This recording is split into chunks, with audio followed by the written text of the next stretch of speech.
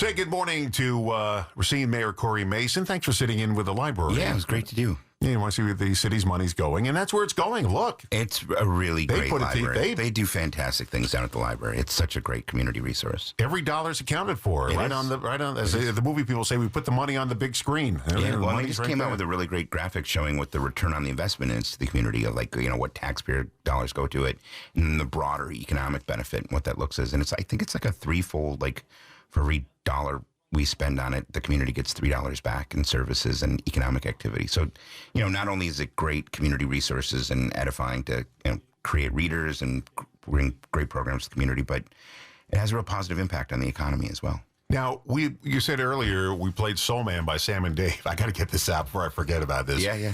And you played in a band in high school, but it wasn't like middle school. Middle school. It wasn't a marching band. It was a rock band. So I went to Walden for middle school, and Al Clausen was the director. I'm sure he's long retired now. It's been years since I've seen him. But at Walden at the time, the band was called HHB, which stood for Horicon Horn Band. The joke being we sounded like a bunch of geese when we were first learning to play. But that year, at the beginning of the year, he had us all over for an event, and we watched the movie Blues Brothers. And this was a band that had like 3 vocalists and, a rhythm section, bass, guitar, rhythm guitar, drums, the whole bit. He's like, we're gonna do the Blues Brothers soundtrack. And so that's what we did that year. And so, we went to Florida to go perform it, but like, this wasn't like your normal sort of concert band sort of thing. It was like a legitimate rock and roll band, and we did the whole Blues Brothers soundtrack that year. It was a great experience. And you played? I played the saxophone. Any good at it? I was, yeah. I played through college, actually. I haven't picked it up in years. Had I known this, I would have made you bring it with you. Had I known this fun fact before you came in, I would have embarrassed you. But that's what Soul Man didn't play this morning reminded me of. Like, oh, I remember we did this in band when I was in middle school. Okay, I see orange barrels everywhere. Roads are being dug up. And this is for the lead pipe replacement. You're replacing all the lead pipes. Now, I actually, from my house to the street is a clay pipe. Oh, really? Yeah. Wow. We had it checked once. We had a camera scope through it. And he's in great shape. You got a couple of branches going through it, but no, he's in good shape. It's a clay pipe. Wow. There's not a lot of those left. We actually have some areas that still have wooden pipes, if you can believe it. Yeah. I remember on 6th Street. Yeah.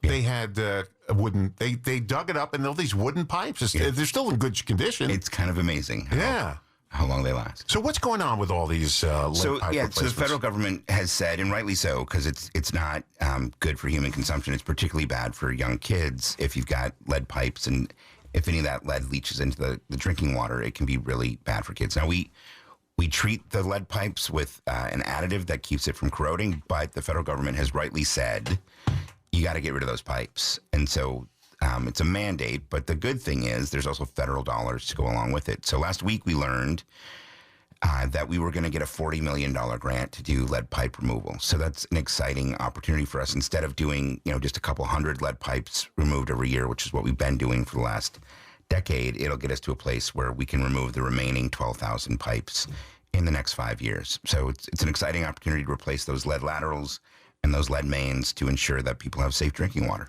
What's it being replaced with? Oh, it's a good question. Are they plastic or what? Yeah, that's a good question. I don't know. I don't want to. I would be guessing. I know they've talked about it in the Water Commission in terms of what the replacement is, but asbestos pipe. No, it will not be asbestos pipe. But a non-lead, non-toxic material for certain. It's hard to believe, but when I went to school, all the tiles in the ceiling were asbestos. Yeah. Part of the reason taking the Y down took so long is we had to get rid of the asbestos. Yeah. Every time the DNR would come, we found some more. And it's just, but it has to be carefully treated and removed and put into special landfills to make sure it doesn't cause any more pollution. But if you think about it, the number of schools or hospitals or public buildings that, for years just had asbestos everywhere. We had asbestos shingles on the back of our house where I was growing up. And during the summertime, they were cool. So my friends and I used to come over and put our tongues on them. With this is asbestos shingles. We put our tongue. But back in the 60s, they didn't know anything. Yeah. So we used to put our tongue. Oh, it's cool. And we used to lick the shingles. It was asbestos. My dad had asbestosis because when he worked in big buildings in Manhattan, they had the pipes wrapped in asbestos. And when he took this The covering, it just spilled all over the place. Yeah. But they didn't know anything. Back in the 50s, they didn't know anything about asbestos. It's like cigarette smoking. Yeah. You know, I mean, it does not burn. I mean, if you have asbestos anywhere in your building, like it really is an effective fire suppressant and retardant. Like it will not catch fire, but it is also terribly, terribly toxic. home repair loans. Yeah, so we have a home repair program that we're doing in now 5 neighborhood TIDs, and if you want to go to our website, you can see if you're in one of those neighborhoods. But we gave out over 400 grants last year to homeowners to do up to a $10,000 repair on their home, just to get their homes back up to code, or to do an enhancement on their property. But one of the things we hear from a lot of people in the community is like, some of our houses are really falling on hard times. They don't look nice. The porches might not be safe. The roofs might leak. So this is a home repair grant program that we do through the neighborhood TIDs to create a funding source for people to be able to repair their homes. And it's good for the homeowners because it gets them to a place where it helps them out with the repairs that they need, and it's really good for the neighborhoods. It stabilizes the neighborhoods and removes blight and makes it a safer place for everyone. What we did with our house was, now we have a house that's well over 100 years old. We pick one project a year. Yeah. And we get that. And now I hire people to do it. I have a good contractor. I use one thing, you get that. Next year, we'll worry about the next thing. And by the time you get done, you've got a new house. Yeah. It just takes a couple of years, but you can't do everything at once because you can't afford it. That's true. I have a neighbor who lives on Chatham, and he always asks me when you come in, ask him about this. The home loans. What is now for his home, I don't know what he makes. I have no idea what his finances are. How does he apply for a loan to get his house repaired? So there's 2 programs on the home loan. You have to be in the neighborhood, but assuming your friend on Chatham is, it's between Melvin and Gould, and so Chatham runs through there. So assuming he's in that No, he's not. No, he's south of Gould. Okay. Yeah. So if you're south of Gould, you're not in that neighborhood. If you're not in that neighborhood, we have another program where you have to income qualify for the loans. And so you have to make under 80% area median income to qualify. And so we have sort of home repair loans for other parts of the community as well. So in some parts of it, it's not income-based to do the neighborhood TID grants, but in other parts of the community, it's like, hey, what about me? If you income qualify and make less than 80% of the county median income, which is most residents, you can qualify for it that way. City of Racine Mayor Cory Mason in this morning, and we're talking about a whole bunch of items, but this one's a really big one. Anti-violence and nuisance properties. And I got to find out more about these nuisance properties because I had never heard of them before up until about 2 months ago when I got a press release from your office. And what is a nuisance property? What's going on in these places? Yeah. Let's talk about that. Sure. So we've had nuisance property ordinance on the books for a while. In the last round of the budget, we added some additional language into our ordinances, really put a little bit more teeth in it. But basically, a nuisance property can be classified a nuisance property for one of a couple of reasons. One is if you have multiple police calls and fire calls to the same address over and over again, you can be labeled a nuisance property, right? The other is if you have multiple building code violations, and we have to keep coming back. It's like, look, you got to fix the roof, you got to fix the windows, you got to have this in a state of good repair so that people can live there and be healthy when they do. You can be a nuisance property that way.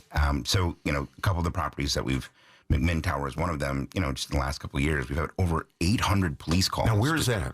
McMinn, it's sort of kitty corner from the library, actually. Oh, I know where that is. Yeah. But over 800 police calls to that same address. 800? 800 over the last couple of years. What's going on in that building? Well, that's what we're trying to figure out. So we have the police, when we declare you a nuisance property, the police chief sits down with you and says, look, you've got to come up with an abatement plan because we keep coming out here for the same purposes. You've got to do something here in the building to make it safe for everybody to live here. And it can't be that, you're just going to call the police every time that there's a problem here. You've got to address the root problems. And so ideally we go through that, they correct the issues and we go through it. If they don't, they start to get fines every time the police have to come out and respond to a call. And then if that doesn't work, ultimately, the potential under state law is the property could be put into receivership and somebody else would wind up owning the building. Yeah, that's not going to change anything, though. If somebody else owned it? Yeah. I think that's the idea, actually. If you get different, Yeah, but crime is crime. I mean, the owner of the building can't control the crime, can he? Sure. So look, if you have people who are always calling because look, people are breaking into the building, why don't you have security on the doors so people can't just walk in? Or why don't you have somebody at the front desk to make guests sign in so we know who's coming and going? Why don't we make sure that there's alarms on the doors when people come in and out on the stairwells to make sure that people aren't breaking in? There's things that they can do as property owners, and it is their responsibility, particularly in these properties that are federally subsidized housing. It is their responsibility to provide a safe and healthy place for those residents to live. That is their contract with the government. Like, hey, we're going to provide housing. So this has to do with government subsidies for that. Not direct. I mean, it's not. It could be any home. It could be. It could be any multifamily. It could be an individual home. It could be a bar, right? I mean, so it could be any sort of things. I mean, we declared a bar a nuisance property just last week, but you as a landlord have a responsibility to have a safe and healthy place. So it could be a business too. Sure. So you want to take a drink of water? Yeah. You've been struggling with that ever since. I just want to make sure you get your water in there. Yeah, thank you. Okay, so a business like a bar, people calling the police. How many? It's the number of times you have to go there and Yeah. And so if we're going back to the same place over and over again, right? I mean, it's one of the definitions of insanity, right? Is doing the same thing over and over again and expecting a different result. So for property owners, they do have a responsibility to make sure that the place is safe and healthy for their residents to live or for the homeowners to live in. So whether it's a giant gaping hole in the roof or not having running water or multiple police calls to the same address over and over again, you'll get declared a nuisance property. And then we want to work with you. It's like, hey, we need to do something differently here so we're not, going out to the same place over and over again. Now, we do not count like domestic violence calls or, abuse calls or any of those other things. We want people to report in if they're victims of crime. We don't sort of count those kind of calls. But if we keep coming out to the same property and the management of the property is not doing what they're supposed to be doing to make it a safe and healthy place to live, you will get declared a nuisance property. And look, we hear from people all the time, like, what is going on in this neighborhood? What is going on with this property? Why can't you do something different here? And that's, what we do. So the police chief works with those property owners and says, look, let's come up with a plan so that we get different results. Struggle to strength. Anti-violence. You're never going to get rid of crime. It's going to be, even in the wealthiest, most posh neighborhoods in America, there's break-ins. Right. So I think what this is actually part of our gun violence initiative, right? And so again, safe and healthy neighborhoods, it all sort of plays in the same thing, whether it's the home repair grants or going after, bad property owners and declaring them nuisance properties. But this is a little bit more of the prevention work. So we have this Department of Community Safety, and its job is primarily to prevent crime. We still need the police to solve crime and go after the bad guys when they do bad things, but we learned that we really need to not just fight crime, but fight the causes of crime. So what this Struggle to Strength program is about is just identifying people, young men who might be in a position where they're likely to be victims or perpetrators of gun violence, and does interventions with them. So they do these trainings where they just talk to people about, like, hey, how do you resolve conflict? Hey, what do you think your future looks like? Hey, what do you think this will mean? And so they had a graduation ceremony on Sunday at the Bryant Center, and Judge Mitchell came down from Dane County. He's an African-American judge there, and just gave a really powerful presentation to these young people. He went up there and he put his robe on and said, all rise, the judge is here. And he went through, what he sees as part of his job as judge is making sure that the kids are treated fairly as they go through the system. If they need to be held accountable for bad actions, we should do that, but we need to make sure that people have access to the resources that they need and try to break the cycle of violence before it continues.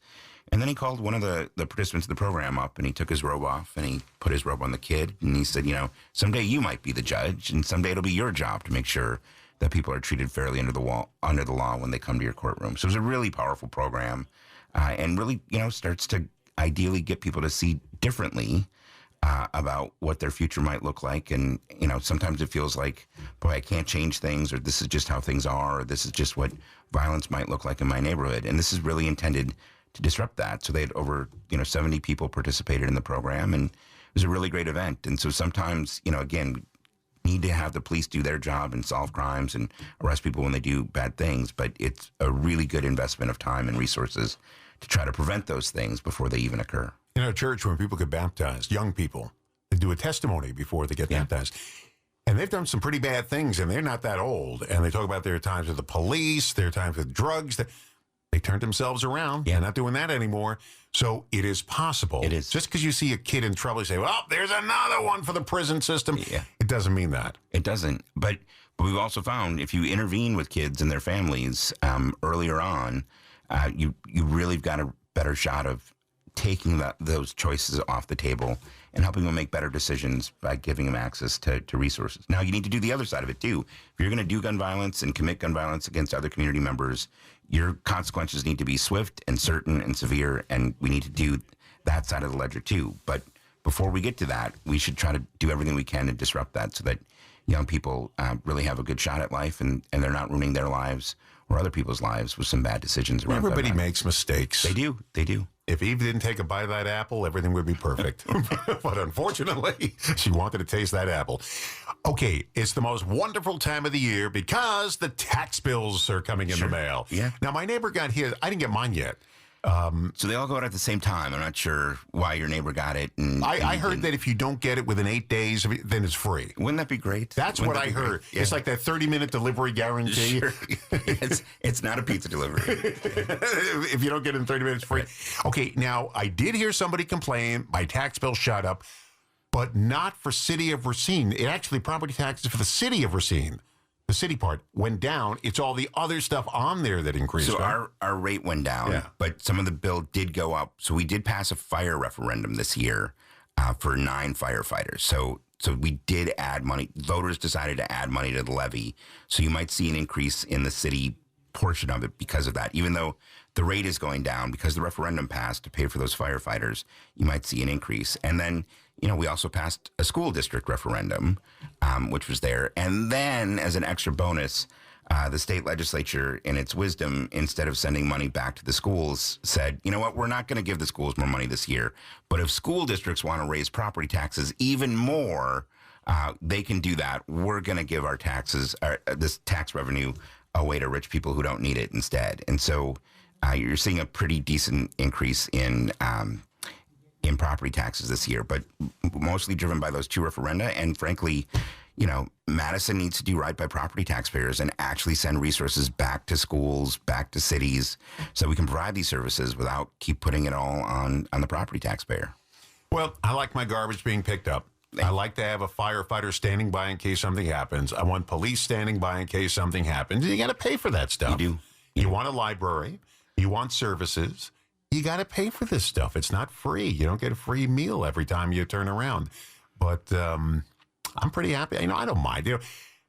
Years ago, my brother lived on Long Island. His property tax bill was $15,000. Wow. It's a lot. Yeah. And I look at mine and I say, whoa, it's not that bad. Yeah. You see some of these rich homes in America. They pay $25,000, $30,000 a year in property taxes. That's a lot. That's a lot. Yeah, but you live in a rich neighborhood. You get, right. Firefighters show up in Gucci shoes. I mean, you got to pay for that stuff. Yeah. Mayor, thank you very much for coming in. Thank you. And I don't think I'm back until next year. So I just want to wish everybody a happy Hanukkah and a Merry Christmas and a Happy New Year. And just really encourage everybody to stay safe out there. And if I could just end with this, I also just want to really thank all the city employees who do great work to provide services, our police and fire department, all the folks in public works, all the folks at the library who do great things every day to serve this community. So thank you very much to them, and Merry Christmas, everyone. The people who empty the trash, recycling, they're out on the coldest days of the year. They're out in the rain, the snow. If you find something, a gift card you can give them. I think the max is $20. And if you can find something like that, give it to them. It's just a show of appreciation for all the work you do. Yeah. Because I'll tell you something, I wouldn't want to do that job. Yeah, it's tough work. It is. Merry Christmas to everybody in your staff. Nicholas, too, in your office, who always arranges all my stuff absolutely. Here. Thanks, Nicholas, and everybody else there, and to your family. You got that window fixed? We do. Window's fixed. From the store? Yes, we do. How about your arm? Is that all fixed? It's straight now. It's all straight now. So. Thank you, Mayor. Thank you. Merry Christmas. Merry Happy Christmas, New Year. everyone.